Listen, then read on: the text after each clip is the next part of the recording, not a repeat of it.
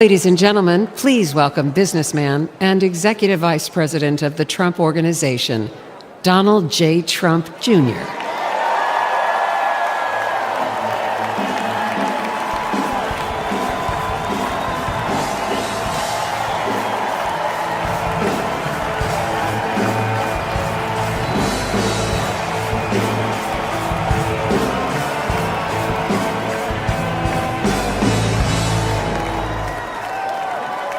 Good evening, America. Before I begin my remarks, I'm going to do something a little uncharacteristic. A Trump is going to give up the microphone. Doesn't happen often. You may never see it again. But I got a call on Monday morning from a young lady who said, "Dad, I want to speak at the RNC.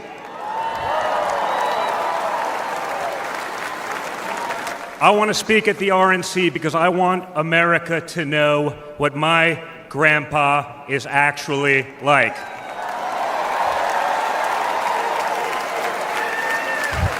So for the first time ever on a stage, first time ever giving a speech, I want to bring out my eldest daughter and the eldest granddaughter of the President of the United States, your favorite president, Kai Madison Trump.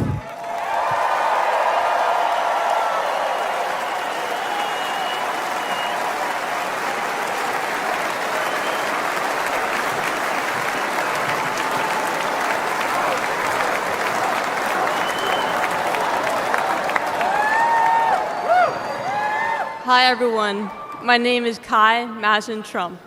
I am the granddaughter of Donald Trump. I'm speaking today to share the side of my grandpa that people don't often see. To me, he's just a normal grandpa. He gives us candy and soda when our parents aren't looking. He always wants to know how we're doing in school. When I made the high honor roll, he printed it out to show his friends how proud he was of me. I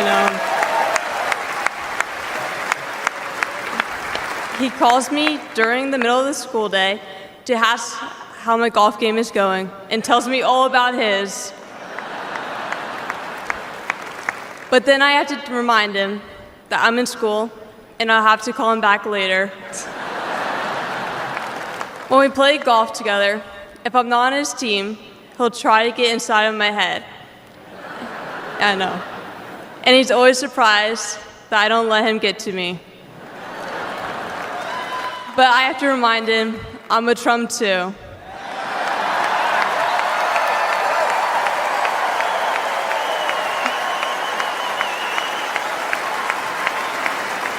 Even when he's going through all these court cases, he always asks me how I'm doing.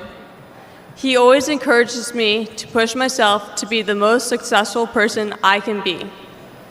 Obviously, he sets the bar pretty high, but who knows, maybe one day I'll catch him.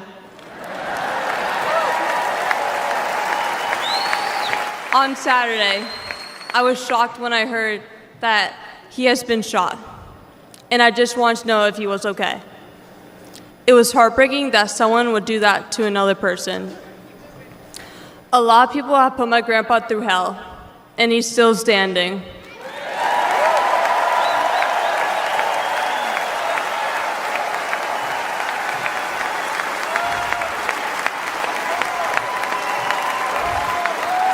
Grandpa, you are such an inspiration, and I love you.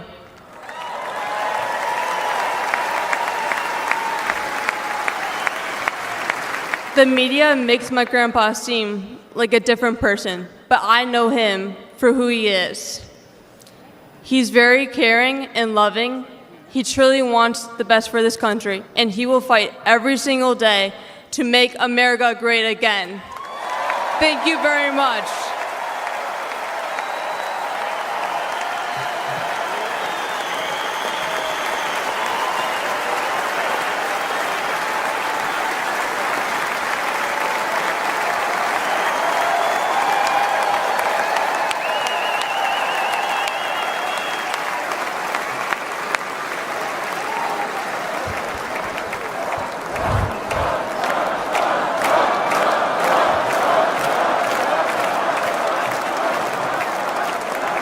lot of proud moments this week from my family.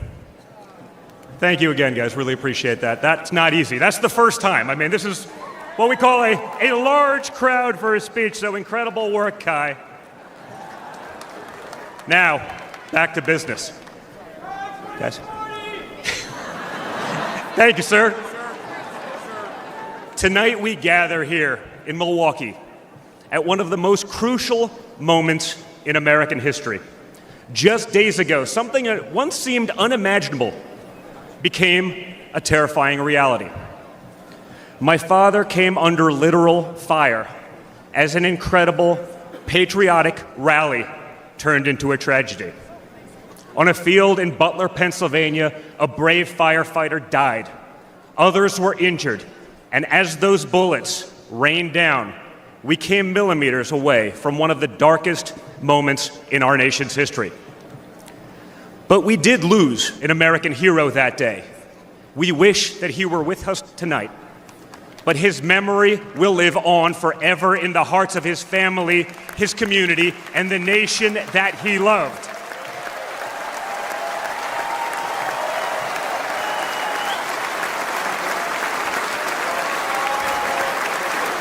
So I would like to take just a moment tonight to express our gratitude for the life and service of American hero Corey Comparator.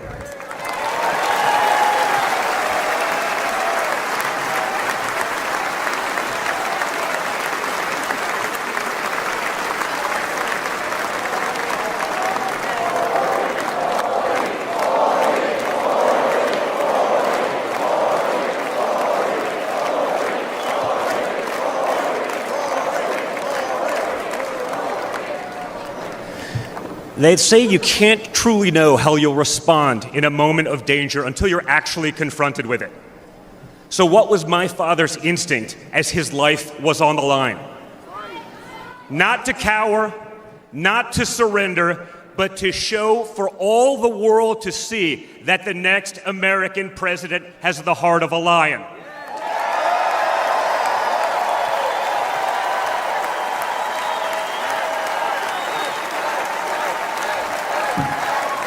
That the next American president has the courage to put the American people first once again. And in that moment, my father didn't just show his character, he showed America's character. When he stood up with blood on his face and the flag at his back, the world saw a spirit that could never be broken.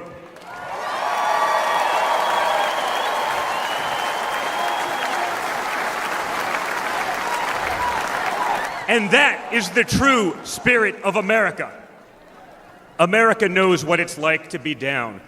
We know what it's like to be confused and to be afraid. Long before the attempt on my father's life, every American I met was filled with fear and anxiety. They were afraid our country was being torn apart.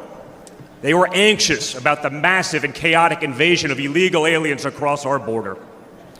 They were deeply concerned about partisan lawfare, education indoctrination, and attacks on freedom of speech. Most terrifying of all, they saw that our leaders didn't care, or worse, that they joyfully aided and abetted the erosion of our rights. And the lies. Oh yeah, the lies. We won't ever forget the lies. From left-wing politicians, from their allies in the media, when you hear them in a row, you fully understand the extent they have gone to divide this great nation. They lied about Russia collusion. They lied about Hunter's laptop. They lied about Joe Biden's fitness for office.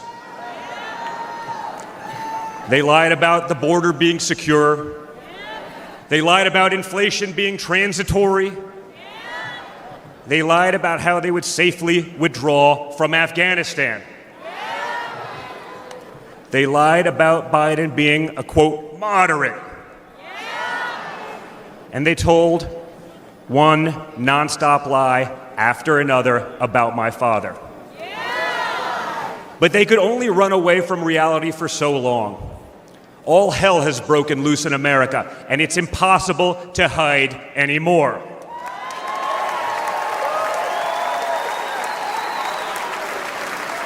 Remember Build Back Better?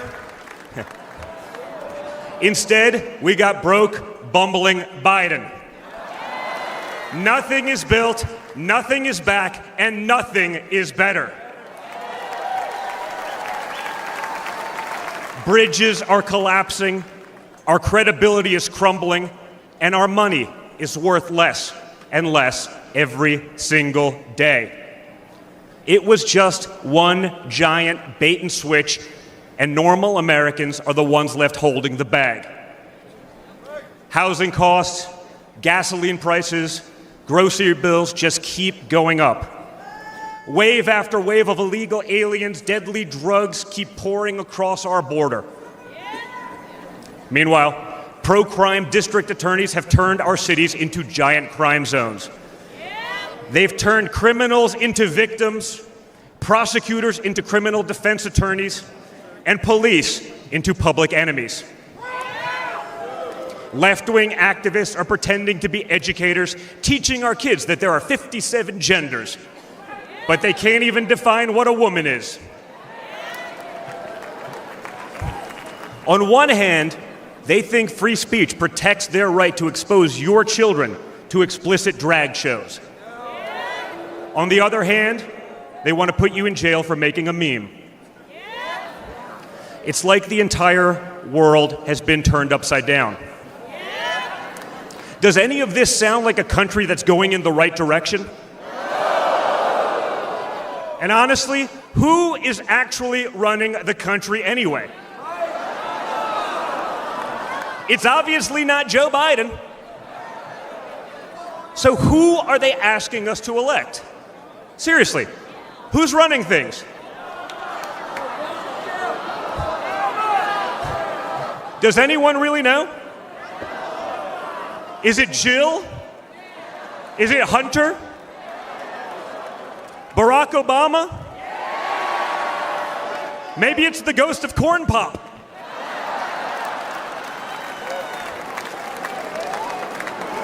Whoever is running the show, the only thing they are effective at is persecuting my father. They twisted, contorted, and corrupted the criminal code to turn bookkeeping errors into felonies. They concocted new legal theories out of thin air. They imposed gag orders on my father because the last thing a defendant should be able to do is defend himself, right? They punished him for merely speaking the truth. They say they hate Vladimir Putin, but it sure seems like they've spent a lot of time copying his playbook.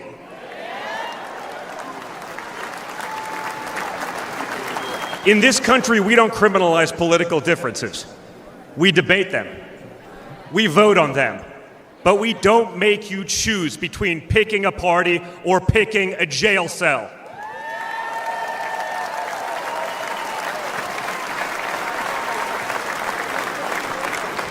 There was a time when the Democrats really wanted what was best for America, even if they had a different way of getting there. It was the party of Franklin Roosevelt, John F. Kennedy, Martin Luther King Jr.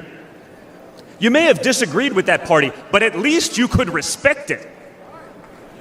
But this new extreme Democrat Party, they want us to somehow believe that the only way forward is going backwards, where hiring decisions are based solely on race, where justice is only for those with the right opinions, where streets are a luxury only for the elite, where economic opportunity exists only when you know the right people.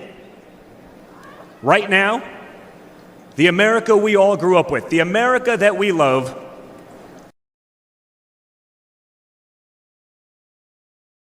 feels like an old photograph where you sit down with your children and tell them what life used to be like. You look back at that America and remember a country that was confident and proud, an America that knew who it was and what it stood for. And it could all feel like a distant memory. Somewhere along the way we stumbled. Somewhere along the way we lost ourselves. But we can't live on nostalgia. Yes, America was great, but our greatest days are yet to come.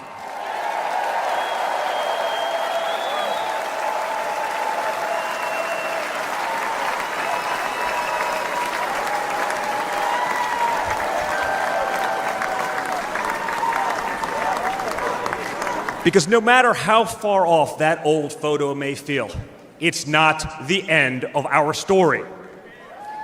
We're like that man who stood on that platform and felt the bullet pierce his flesh just days ago in Pennsylvania. He may have moved to the ground, but he stood back up.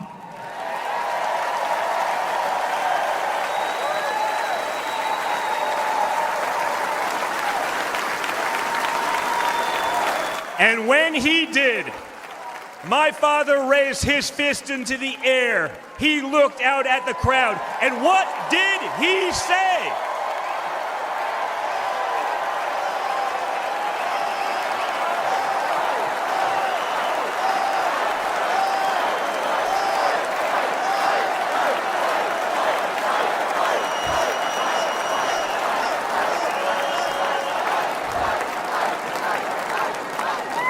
And we will fight.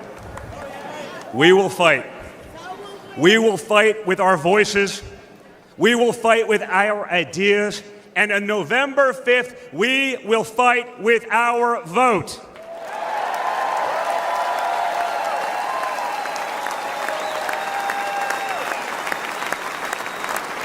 I've always been proud of him, but I've never been prouder of my father than I was in that moment. That's when the world found out that there is tough, and then there's Trump tough.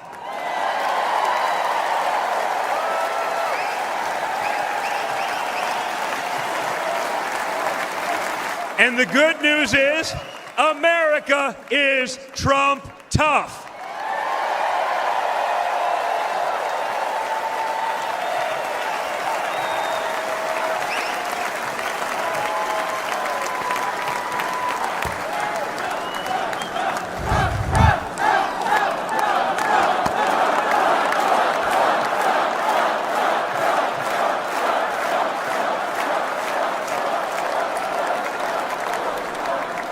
In 1912, more than a century ago, another legendary Republican president came right here to Milwaukee. At a political rally less than 1 mile from where we stand tonight, Teddy Roosevelt was struck by a would-be assassin's bullet. But he didn't quit either. He finished his speech and he kept fighting.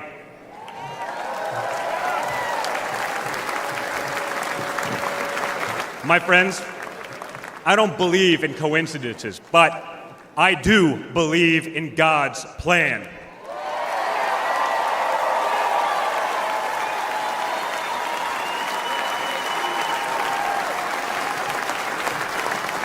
Today, Teddy Roosevelt's man in the arena has a name, and it's Donald J. Trump.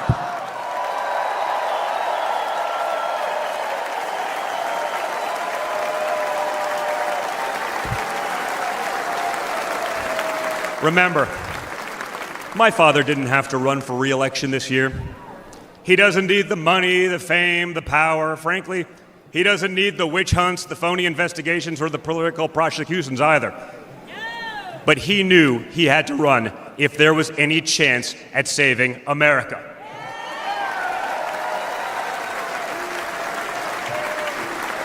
He's not doing it for himself. He's doing it for everyone here tonight, for everyone watching at home.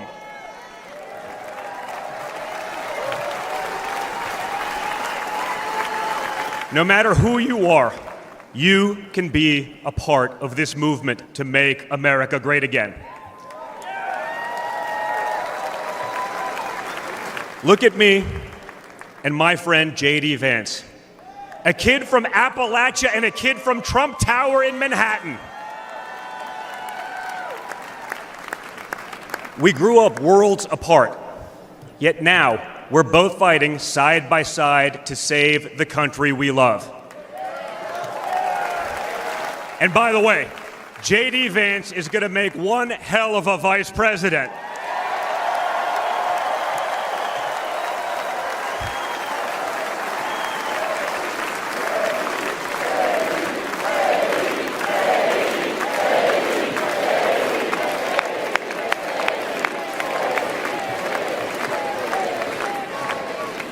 For those of you who have tuned out politics or have never even voted, I want you to know, if you're looking for a better life, a more prosperous future, a safer, more wholesome and patriotic place to call home, there's room for you in this party and in this movement.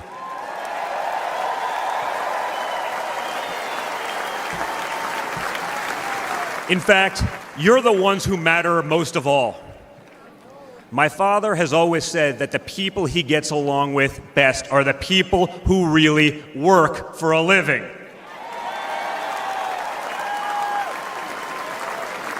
It's because of his background as a builder in construction, right? In construction, it doesn't matter how smart your architect is if you don't have the best guys laying the bricks. People with grit. People who get their hands dirty. That's a big problem with Washington, D.C. Most of the bureaucrats who rule over us have never built anything in their lives. It's time to build something real, something tangible, something that will last and leave this country better off for our children. That's my father's mission.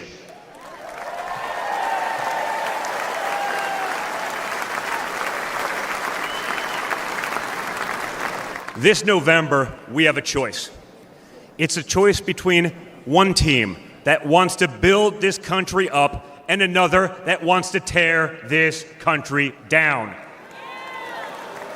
It's a choice between people who are proud of America and people who are ashamed of America. And ultimately, it's a choice between America last and America first.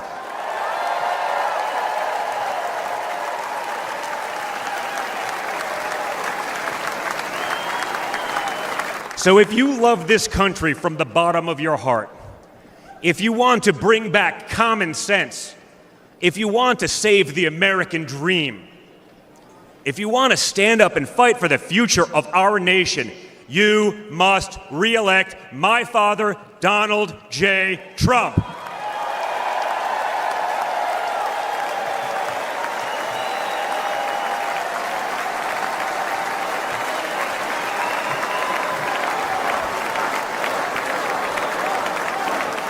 Together, we will make America great once again.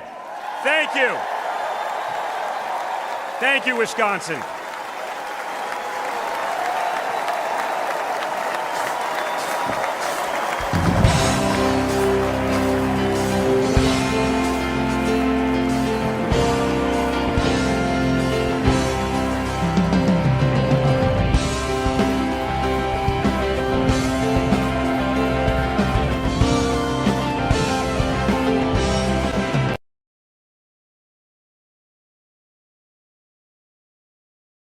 Hi everyone, Eric Trump. I'm so honored to be here. I'm so honored to be a delegate. I am so honored to be speaking at this convention for a third time.